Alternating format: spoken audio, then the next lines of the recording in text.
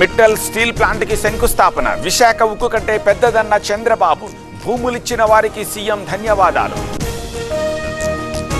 పెట్టుబడులు చంద్రబాబుతోనే సాధ్యమన్న పవన్. చంద్రబాబు పవన్ జోడీ బావుందన్న కుమారస్వామి. పెట్టుబడులకు అనుకూలంగా మార్చారని ప్రశంసలు.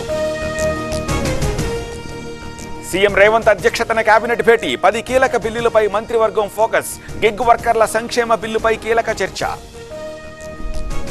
త్వరలో హైదరాబాద్ మెట్రో విస్తరణ. మూసీ ప్రక్షాళనపై రాజకీయం తగదన్న రేవంత్.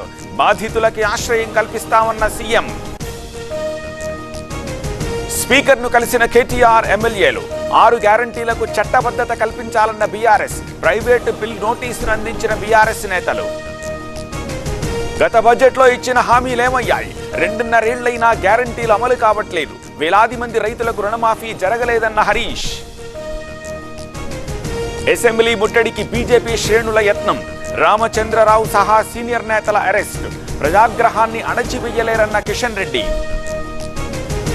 బీసీలకు 42% కోటా అమలు బిల్లుపై చట్టం చేశాం. గవర్నర్ ద్వారా రాష్ట్రపతికి పంపాం.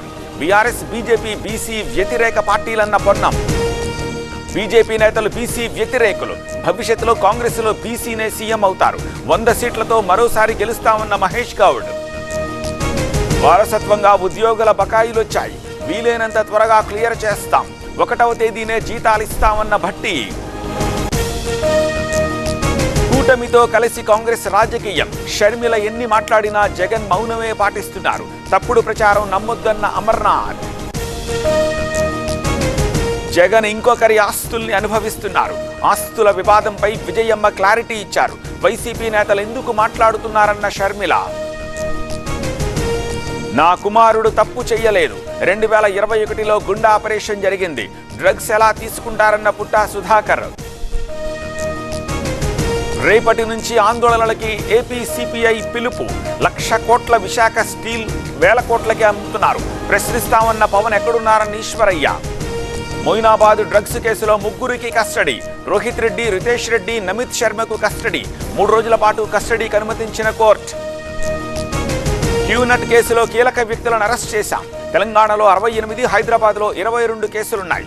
3 రాష్ట్రాల్లో 32 మందిని అరెస్ట్ చేశామన్న సజ్జనార్. రాజేంద్రనగర్లో అక్రమ నిర్మాణాల కూల్చివేత. G+3 పర్మిషన్ తీసుకుని అదనంగా 5 అంతస్తులు. పోలీసు బందోబస్తు మధ్య కూల్చివేతలు. వచ్చే 5 రోజులు ఏపీలో పలుచోట్ల వర్షాలు. తెలంగాణలోని మహబూబాబాద్లో భారీ వర్షం. 2 మండలాల్లో ఈదురుగాలుల బీభత్సం. తమిళనాడు ఎన్డీఏ కూటమిలో సీట్ల సర్దుబాటు. బీజేపీకి 27 సీట్లిచ్చిన అన్నాడీఎంకే. అంబుమణి పీఎంకే పార్టీకి 18, దినకరన్ పార్టీకి 11. ఢిల్లీలో ప్రతిష్టాత్మక TV9 కాన్క్లేవ్.